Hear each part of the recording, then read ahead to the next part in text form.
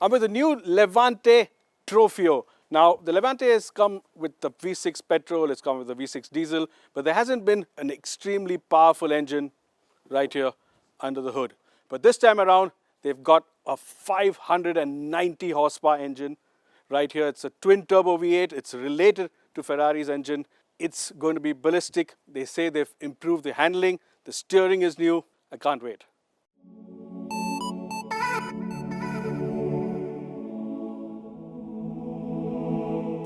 First up, a quick look at just what we have here. It's pretty mad and rad looking, that's for sure. And I love that. And while it's clearly a Levante, this one gets plenty of bespoke details.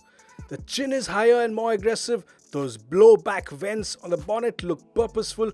And the nose with its headlights placed even higher is even better.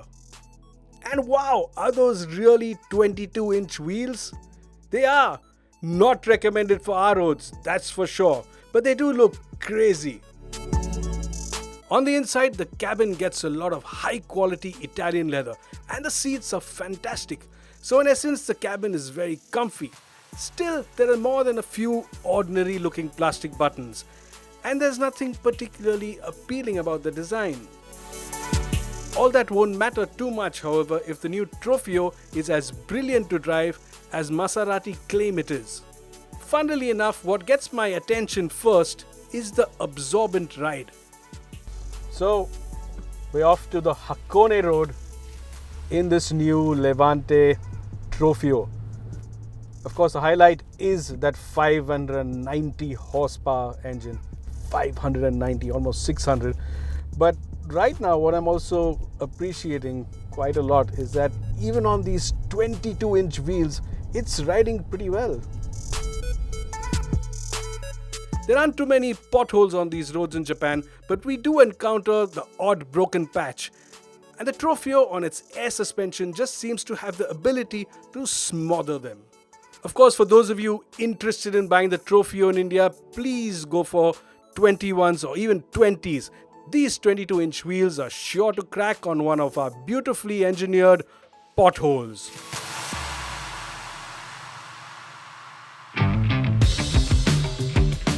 Finally, I get onto the Hakone Skyline Road.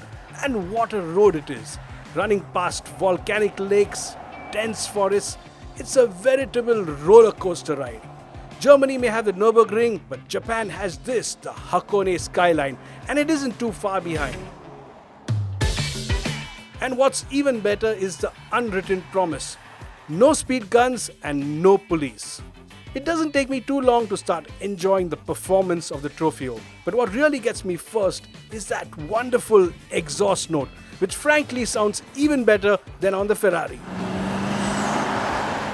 Now, we often hear complaints that the turbos rob these cars of a nice exhaust note, and that's true to some extent. But here they seem to have a nice raspy exhaust in sport, and it really does help when you're driving it hard. You can hear the engine, especially at higher revs.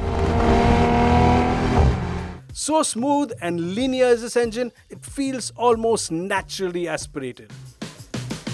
Now, Maserati don't use the flat plane crankshaft like Ferrari, and this engine pulls in a smooth linear manner from 2000 RPM. So all you need to do is put your foot down, and it just keeps pulling and pulling and pulling and pulling and pulling and pulling. It's ridiculous.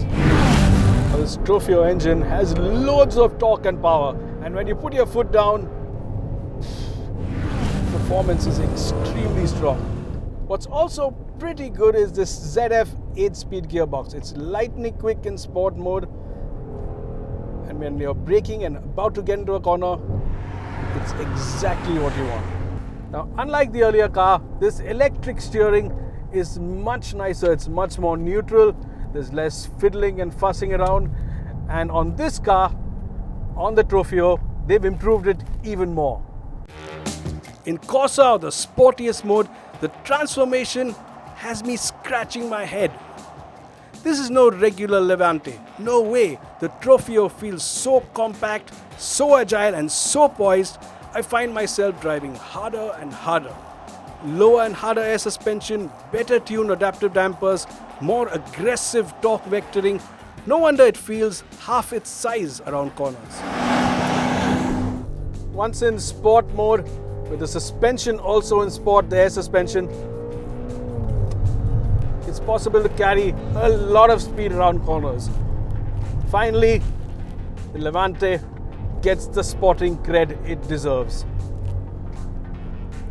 It may be a bit rough around the edges, but this is still a car you can really enjoy, drive hard, and then keep going faster and faster and still enjoy it. What's even nicer is that in this sport mode, there's a lovely balance to the car.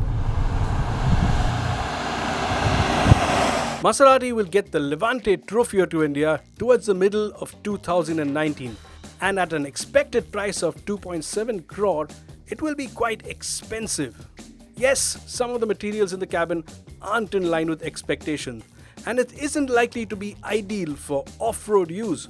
But if you want the best combination of a sports car and an SUV, this just could be it.